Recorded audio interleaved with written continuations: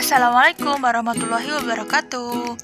Halo anak-anak kelas 5. Apa kabar? Semoga kalian dalam keadaan sehat-sehat ya.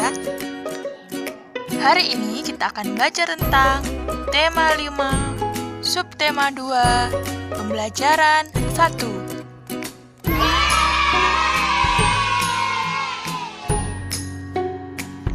Tujuan pembelajaran yang ingin kita capai yaitu dengan mencermati teks non-fiksi yang disajikan, siswa mampu menemukan pokok pikiran dalam bacaan. Dengan menyimak keterangan rantai makanan, siswa mampu membuat gambar rantai makanan pada ekosistem lengkap secara cermat.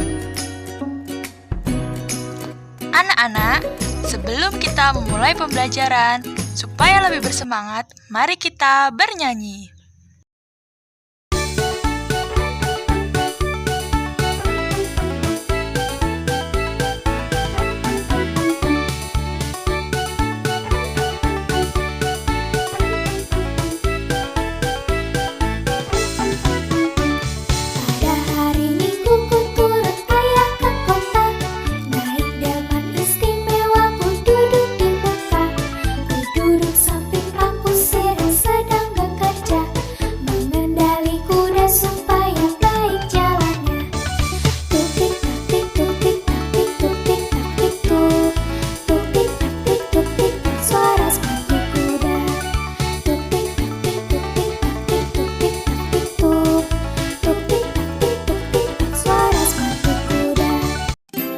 Anak-anak, dalam lagu tersebut ada hewan kuda. Tahukah kalian apa makanan dari kuda? Ya, kuda memakan rumput. Dapatkah kalian menyebutkan hewan-hewan di sekitarmu? Ya, benar. Sapi, kambing, ayam. Mereka semua membutuhkan makanan. Proses memakan dan dimakan dalam suatu ekosistem disebut dengan rantai makanan. Pada hari ini kita akan pelajari materi tentang rantai makanan. Untuk memahami tentang rantai makanan, ayo kita baca buku tema kita tentang rantai makanan.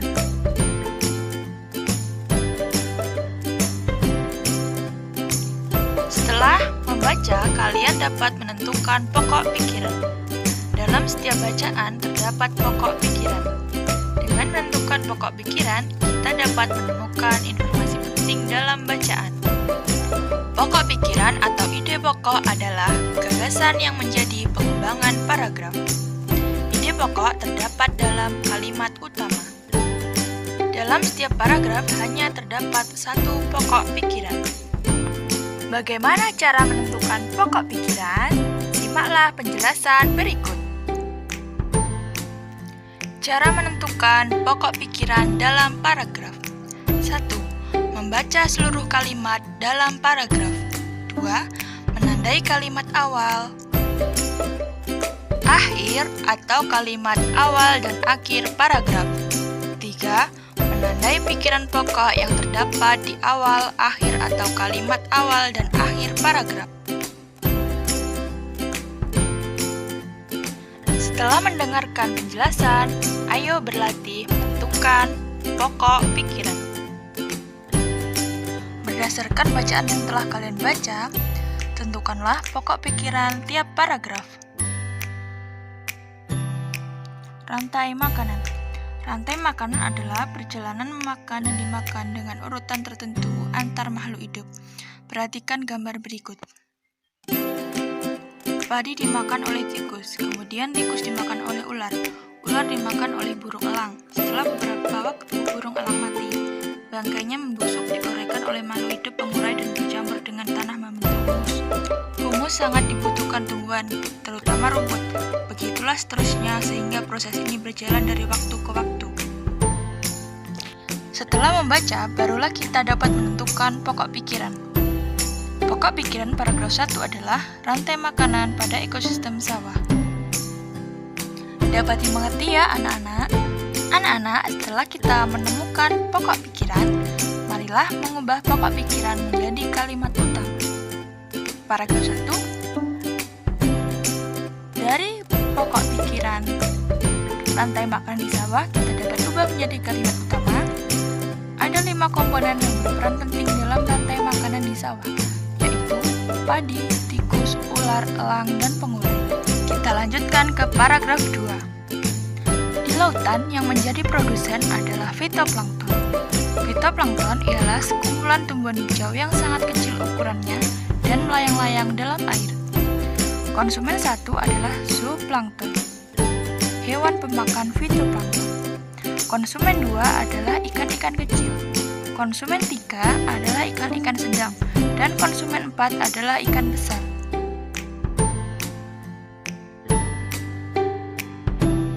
Pokok pikiran paragraf 2 yaitu rantai makanan di laut. Kita ubah menjadi kalimat utama. Terdapat 5 komponen yang berperan dalam rantai makanan di laut, yaitu fitoplankton, zooplankton, ikan kecil, dan ikan besar. Selanjutnya, paragraf 3. Urutan peristiwa memakan dan dimakan di atas dapat berjalan seimbang dan lancar jika seluruh komponen tersebut ada. Jika salah satu komponen tidak ada, akan terjadi ketimpangan dalam urutan memakan dan dimakan tersebut. Agar rantai makanan dapat terus berjalan, jumlah produsen harus lebih banyak daripada jumlah konsumen ke-1. Konsumen ke-1 lebih banyak daripada konsumen kedua, dan seterusnya. Dapatkah anak-anak menyebutkan pokok pikiran paragraf ketiga? Ya, benar. Pokok pikiran dari paragraf 3 adalah syarat keseimbangan rantai makanan. Kita ubah menjadi kalimat utama. Syarat keseimbangan rantai makanan yaitu adanya seluruh komponen dalam suatu ekosistem. Paragraf 4. Ada satu lagi komponen yang berperan besar dalam rantai makanan, yaitu pengurai. Pengurai adalah makhluk hidup yang menguraikan kembali zat-zat yang semula terdapat dalam tubuh hewan dan tumbuhan yang telah mati. Hasil kerja pengurai adalah bakteri dan jamur. Pokok pikiran paragraf 4 yaitu peran besar pengurai.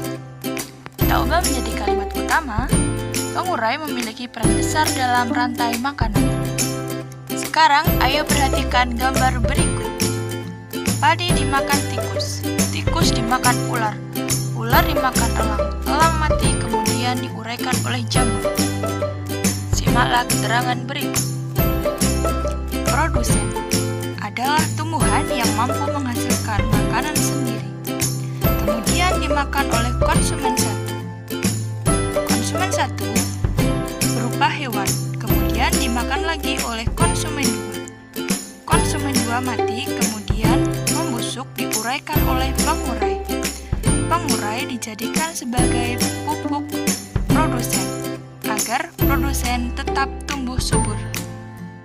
Setelah menyimak gambar dan keterangan tadi, kita dapat menentukan kedudukan komponen rantai makanan. Padi sebagai produsen karena dapat menghasilkan makanan sendiri. Padi dimakan oleh tikus. Oleh karena itu, tikus disebut dengan konsumen satu. Tikus kemudian dimakan oleh ular. Ular disebut dengan konsumen 2. Kemudian, ular dimakan oleh elang. Elang disebut konsumen 3. Elang mati kemudian diuraikan oleh jamur. Jamur berperan sebagai pengurai.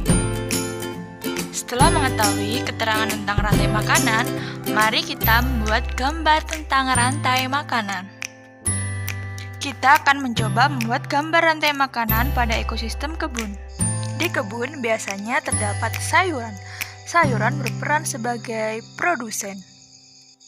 Sayuran kemudian dimakan oleh belalang. Belalang disebut sebagai konsumen satu. Kemudian belalang dimakan oleh ayam.